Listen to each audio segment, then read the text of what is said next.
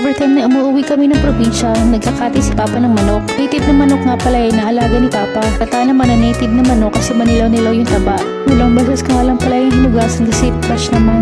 Fresh naman kasi bagong katay. Nakapagpalikit na rin ng apoy kaya naman sisimulan ko ng gangahin. Kaya naman kinuha ko na yung kutsara at pati na rin yung kaserola. Lagyan ko lang ng konting mantika. Nilagay ko na rin ang native na manok. Hinalo-halo ko lang siya hanggang sa makover na ng mantika ang buong manok. Tinakpan ko lang at hinayaan ko kumulo para lumambot yung laman. Habang inaantay ko lumambot ang karne ng manok, inanda ko na ang gulay na gagamitin. Nilatan ko ang sayote. 2 buong sayote nga pala yan. Wala kasi kami makita ng papaya kaya sayote na lang. Kayo mga mare, anong paborito nyo nilalawak sa tinola? Papaya o sayote? Habang nagbabalat ako ng sayote, pinadagdagan ko na sa kapatid ko ang uling sa pugo para tuloy-tuloy na lumambot ang karne ng tinola. Kasi alam naman natin na kapag native na manok, matagal talaga itong lumambot. Ganun din ba ang experience nyo mga mare kapag nagluto kayo ng tinola na gamit ang native na manok? Or kung ano ba ang best way na ginagawa ninyo upang mapalambot na mabilis ang native na manok?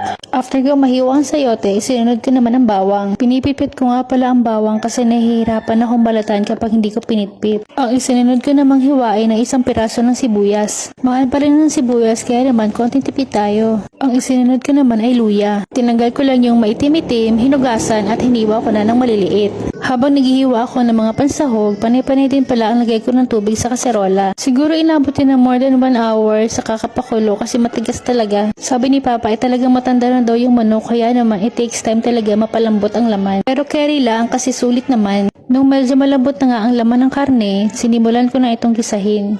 Naglagay lang ako ng konting mantika sa kawali, isinunod ko ang luya at bawang, pati na rin ang sibuyas. At hinalo-halo hanggang sa mag-brown ang sibuyas. Isinunod ko na rin ang karne ng native na manok. Lagyan ko ng paminta at ibinili ko na sa kaserola upang muling palambutin at maghalo-halo ang mga sangkap. Uli nga palang ginagamit namin dito sa probinsya kapag nagpapalambot ng mga karne. After ilang kulo at ilang dagdag ng tubig, chinek namin kung malambot na talaga yung laman. Hindi pa ganun kalambot ang karne ng manok, pero nilagyan din namin ng sayote. Hinalo-halo at tinagdagan ng tubig. Tinagdagan ng pampalasang asin at hinayaang kumulo. Nang kumulo na ito ay tinikman kung tama na yung lasa. Chinek din kung malambot na yung sayote. At nang hindi pa nga ay dinagdagan ulit ito ng tubig.